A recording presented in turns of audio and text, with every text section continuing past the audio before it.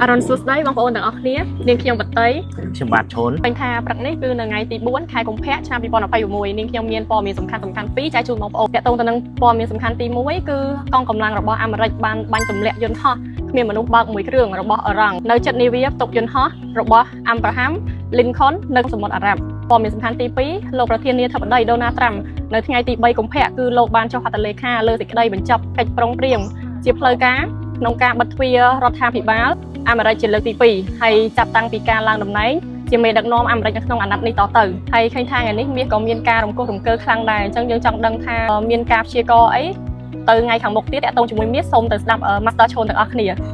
บาดอกุลบัดไดสำหรับไงนี้ខ្ញុំមានព័ត៌មានអាប់ដេតជូនបងប្អូនមួយគឺធនាគារ JP Morgan បានព្យាករណ៍ថាមាសអាចឡើងរហូតដល់ 6,300 នៅក្នុង1អុននៅចុងឆ្នាំ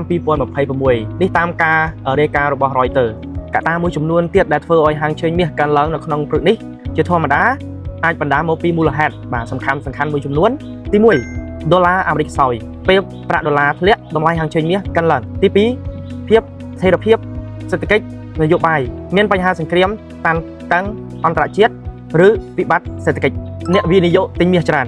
ទី3ទិន្នន័យសេដ្ឋកិច្ចសហរដ្ឋអាមេរិកទិន្នន័យ CPI NFP PMI ចាញ់មកខ្សោយដុល្លារលាក់ចុះធ្វើឲ្យតម្លៃហាងឆេងមាសកើនឡើងបច្ចុប្បន្ននេះបងប្អូនឃើញស្រាប់ហើយគឺតម្លៃហាងឆេងមាសបាទក្នុងរយៈពេល2ថ្ងៃនេះគឺកើនឡើងខ្លាំងមែនទែនដូច្នេះហើយសូមបងប្អូនទាំងអស់គ្នាប្រុងប្រយ័ត្នក្នុងការបញ្ចូលទិញលក់ហាងឆេងមាសពួកខ្ញុំទាំងពីរនាក់មានតែប៉ុណ្ណឹងបើសិនជាបងប្អូនមានចម្ងល់ឬក៏មានមតិអីអាចខមមិននៅក្នុងវីដេអូនេះបាន សូមអរគុណសូមជម្រាបលា